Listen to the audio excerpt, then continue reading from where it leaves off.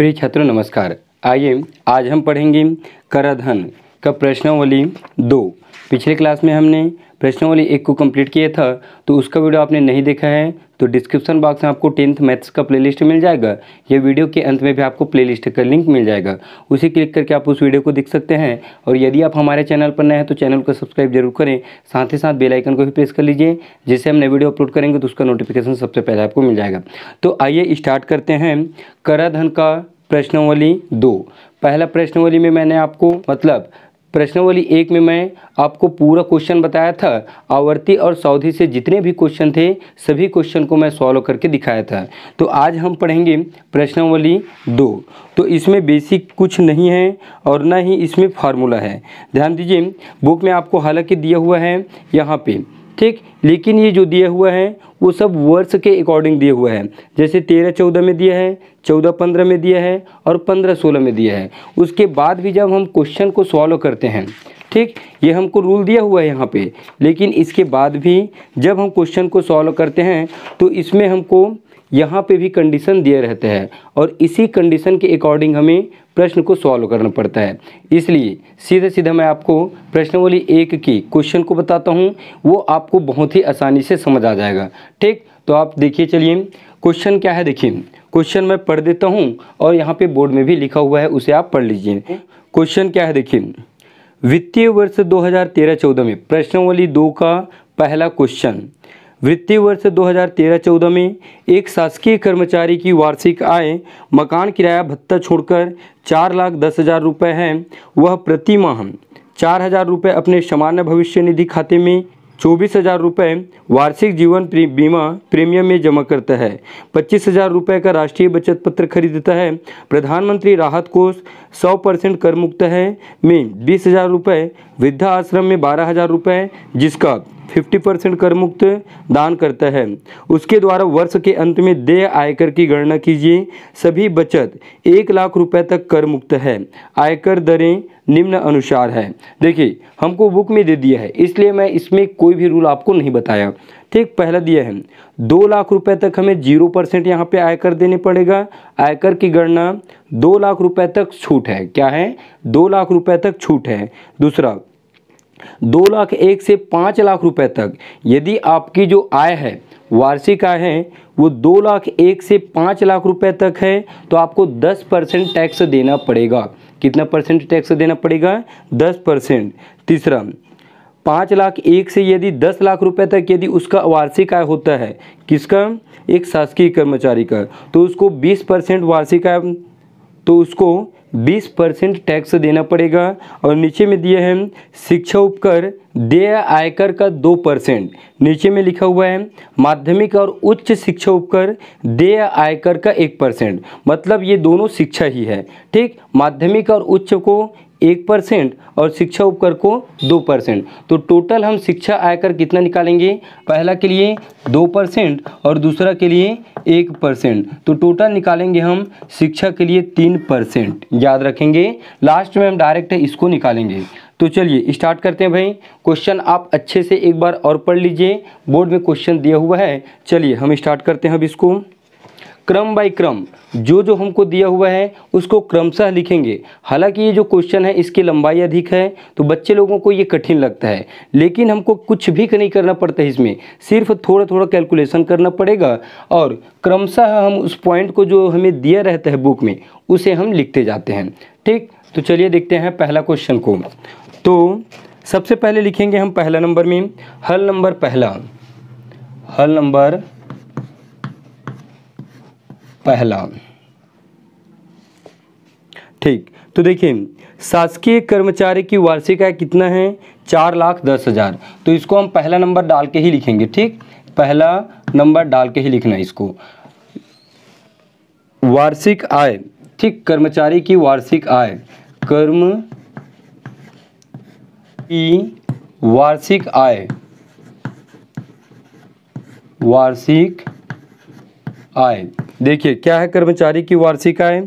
4,10,000, 4,10,000। ठीक, 4,10,000 रुपये कर्मचारी की वार्षिक आय है। उसके बाद इस रुपए में से 4,10,000 रुपये में से प्रति माह 4,000 रुपये अपने सामान्य भविष्य निधि में जमा करता है और यहाँ पे दान भी किया है वो प्रधानमंत्री राहत कोष में और एक वृद्धाश्रम में, ठीक, इसी रुपए से। तो हम एक काम करते हैं, दान की राशि को पहले लिख लेते हैं। तो पहला के बाद उसको दूसरा नंबर डालिएगा और यहाँ लिखिएगा दान की राशि, दान की राशि। दान की राशि में पहला है प्रधानमंत्री राहत कोष, ठीक, प्रधानमंत्री राहत कोष, प्रधानमंत्री राहत कोष।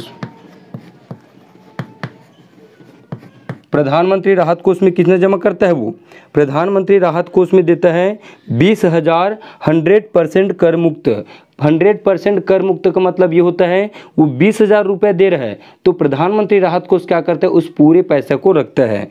तो 20,000 और 20,000 का कितना परसेंट मुक्त रहता है उसको? 100%। परसेंट के लिए हम बटे में फिर 100 लगाते हैं तो ये 100 से 100 कटेगा। तो प्रधानमंत्री राहत कोष में जमा किया उन्होंने 20,000 रुपये, ठीक। फिर दूसरा कहाँ जमा करता है? वृद्धाश्रम में। कहाँ जमा करता है?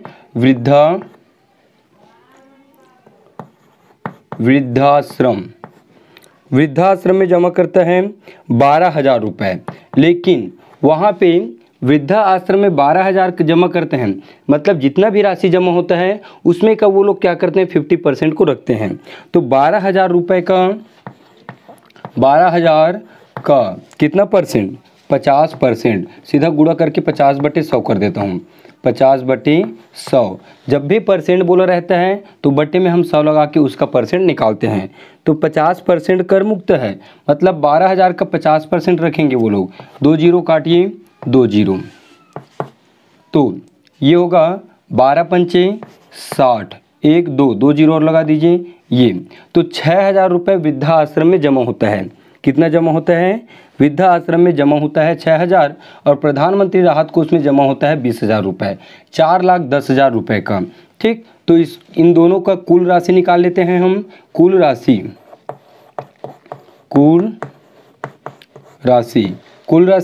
20,000 या 6,000? 20,000, ठीक, प्लस 6,000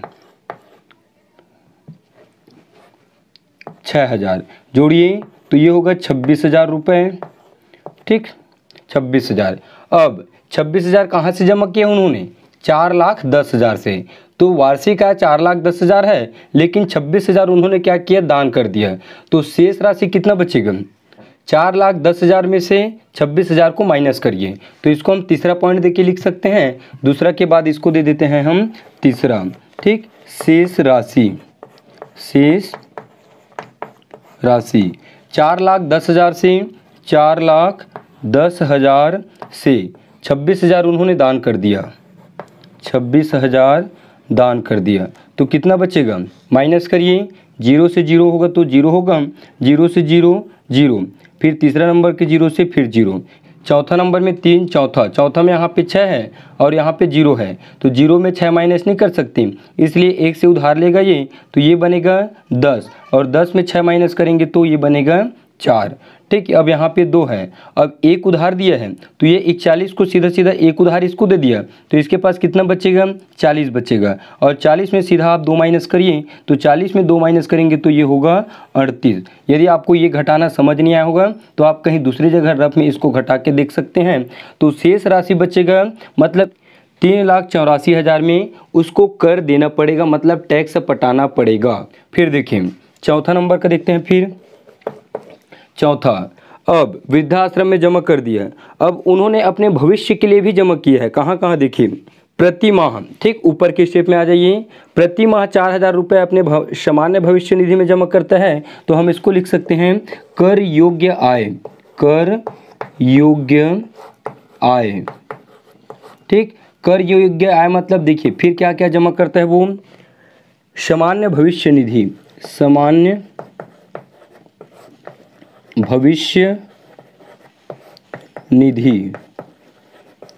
ठीक। सामान्य भविष्य निधि में हर महीने जमा करता है 4,000 रुपये, तो ये एक महीने का 4,000, तो 12 महीने का कितना होगा? 12 चौक 48,000, ठीक, मतलब 48,000 रुपये सामान्य भविष्य निधि में जमा करता है। उसके बाद 24,000 रुपये वार्षिक जीवन बीमा प्रीमियम में। ठीक, तो पहला। दूसरा नंबर फिर किस में जमा करता है वो, वार्षिक जीवन बीमा प्रीमियम, जीवन बीमा प्रीमियम, जीवन बीमा प्रीमियम,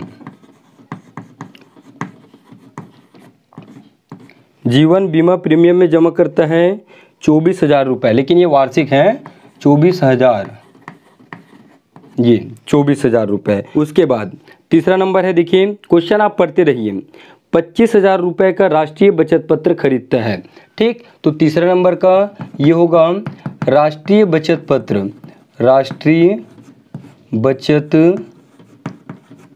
पत्र कितना रुपए में खरीदता है वो, 25,000 रुपये। ठीक, 25,000 रुपये, ये 25,000। अब 3,84,000 रुपये से फिर उन्होंने कितना खर्च कर रहे हैं, 48,000 रुपये का सामान्य भविष्य निधि और 24,000 रुपये का जीवन बीमा प्रीमियम और राष्ट्रीय बचत पत्र होता है 25,000। अब इन तीनों को हम जोड़ेंगे और यदि ये तीनों रुपए 1 लाख से कम आता है तो उसको टैक्स देना नहीं पड़ेगा, यदि ये 1 लाख से अधिक होता है तो उसमें भी आपको टैक्स देना पड़ता है। तो चलिए देखिए इस तीनों को जोड़िए और आगे क्वेश्चन पढ़ेंगे उसमें हमको ऐसा क्वेश्चन भी मिलेगा जिसमें ये तीनों का मान क्या होगा, 1 लाख से अधिक होगा। लास्ट में लिखा है क्वेश्चन के लास्ट में, सभी बचत 1 लाख रुपए तक कर मुक्त है, मतलब 1 लाख रुपए तक ये तीनों हैं। ठीक, तीनों में यदि 1 लाख रुपए तक आता है तो उसको कर मुक्त दिया जाता है। तो इसका टोटल कर कितना होगा, कुल निकाल लीजिए तीनों का, 48,000 होगा प्लस 24,000 और ये 25,000। ठीक, और ये 25,000 जोड़िए तीनों को, तीनों में 3 जीरो है, 3 जीरो 3 जीरो लगा दीजिए, 3 जीरो, फिर 5 4 9, 9 और 8 कितना हो जाएगा, 17 का 7 हासिल का 1, फिर पाँचवें नंबर में 2 2 4 4 4 8 और 1 9, तो 97,000 रुपये वो कर योग्य आय में जमा करता है। तो उसको टैक्स देने की ज़रूरत नहीं है, मतलब इसमें उसको फ्री मिलेगा। तो 3,84,000 में इसको फिर हमें घटाना पड़ेगा। तो शेष राशि, फिर शेष राशि पाँचवा, पुनः शेष राशि, पुनः शेष आय करके लिख लो। ठीक, पुनः शेष आय कितना बचेगा उसका, 3,84,000 में 3,84,000, इसको माइनस करिए 97,000 को। ठीक, कितना मिलेगा, घटाइए, 3 जीरो से 3 जीरो घटेगा तो 0 आ जाएगा, और 4 में 7 नहीं घटेगा तो इसको 14 बनाएंगे, तो 14 में 7 घटेगा तो ये 7 आएगा। फिर ये क्या बनेगा, यहाँ से एक उधार लिया है ये, तो ये 7 बनेगा, और 7 में 9 फिर नहीं घटेगा तो इससे फिर उधार लगेगा, फिर 37 ले लो सीधा इसको, 37 में 9 घटा दीजिए तो हमको मिलेगा 28, मतलब 2,87,000 रुपये। अब उसके पास राशि बचता है जिसके ऊपर अब देखते हैं उन्हें टैक्स देना पड़ेगा कि नहीं देना पड़ेगा। तो देखिए 2 लाख रुपये तक छूट है और इसका रुपये कितना अधिक हो रहा है, सिर्फ 87,000 एक्स्ट्रा हो रहा है। 2 लाख तक तो उसको छूट मिलता है, लेकिन 87,000 में उनको कर पटाना पड़ेगा। तो 2 लाख से ऊपर है इनका रुपये, कितना अधिक है, 87,000, तो 87,000 में उसको 10% टैक्स देना पड़ेगा। ठीक, तो चलिए आयकर की गणना करते हैं, पाँचवा के बाद छठवां नंबर में आयकर की गणना, आयकर की गणना। पहला 2 लाख रुपए तक, 2 लाख रुपए का 0%। ठीक, 2 लाख का कोई आयकर नहीं। ठीक, 2 लाख का कोई आयकर नहीं, मतलब शून्य। ठीक, दूसरा, अब 2 लाख तक उसको छूट मिल गया तो 2,87,000 में 2 लाख को माइनस करिए तो 2,87,000 माइनस 2 लाख। ठीक, 2,87,000 में 2 लाख में उसको छूट मिलता है, मतलब 0% टैक्स देना पड़ता है, तो सिर्फ उसको 87,000 में देना पड़ेगा। तो 2,87,000 में हम 2 लाख माइनस करते हैं तो हमको मिलेगा 87,000, और 87,000 का कितना परसेंट लगेगा उसको, का 10% टैक्स लगेगा। कितना परसेंट टैक्स लगेगा? 10%। तो इसको हम हल करेंगे तो ये होगा 2,87,000 में 2 लाख माइनस करिए तो ये बचेगा सिर्फ 87,000 गुणा 10% मतलब 10/100, 2 जीरो काट दीजिए तो इसके उसको टैक्स देना पड़ेगा 8,700 रुपये। ठीक, 8,700 रुपये उन्हें टैक्स देना पड़ेगा गवर्नमेंट को। किसको? शासकीय कर्मचारी को। अब इस 8,700 रुपये का शिक्षा उपकर निकालेंगे। अब 7वां नंबर निकालते हैं हम, शिक्षा उपकर। ठीक, क्या निकालते हैं? शिक्षा उपकर। शिक्षा उपकर। तो शिक्षा उपकर क्या होता है? जो देय आयकर होता है उसी का 3% और लेता है शिक्षा उपकर। तो 8 देय आयकर करके चलिए लिख लिए, देय आयकर का 3%, देय आयकर का 3%। देय आयकर कितना है? 8,700 रुपये। तो ये 8,700 गुणा 3% मतलब 3/100। ठीक, 2 जीरो काटिए, 3 गुणा 87, 3 सत्ते 21 का 1 हासिल का 2, 8 ते 24, 24 और 2 26, 261 रुपये शिक्षा उपकर में उसको और देना पड़ेगा। अब टोटल कितना उसको कर देना पड़ेगा? 8,700 और 261 रुपये, दोनों को जोड़ दीजिए मतलब इतना टैक्स उनको देना पड़ेगा शासकीय कर्मचारी को। तो लास्ट हमें एक पॉइंट और बना सकते हैं 8वां नंबर करके, कुल देय आयकर। कुल देय आयकर। ठीक, तो 8,700 और 261 जोड़िए, 8,700 और 261 तो इक्वल मिलेगा हमको 1 और 0 1, 0 और 6 6, 7 और 2 9 और ये 8 का 8, 8,961 रुपये शासकीय कर्मचारी को टैक्स देना पड़ता है। कितना रुपए? 8,961 रुपये। तो इस तरह से हमारा क्वेश्चन बनता है। हालांकि आपको ये बहुत लंबा लग रहा होगा लेकिन क्वेश्चन के हिसाब से हम इसको क्या किए हैं, स्टेप बाय स्टेप हल करते गए हैं। ठीक, आप इसको अच्छे से समझिए और वीडियो को आपको समझ नहीं आता तो ज़रूर इसको दोबारा देखें। ठीक, मेरा विश्वास है कि आपको ये वीडियो बहुत ही आसानी से समझ आ जाएगा। इसमें से एक क्वेश्चन पेपर में आता ही है, इतना बात आप याद रखेंगे तो इसे नोट कर लीजिए। तो एक ही क्वेश्चन पढ़ेंगे हम आज के वीडियो में और दूसरा क्वेश्चन आप कमेंट करके मुझे बताइए तो मैं इसके दूसरे क्वेश्चन को भी सॉल्व करूंगा।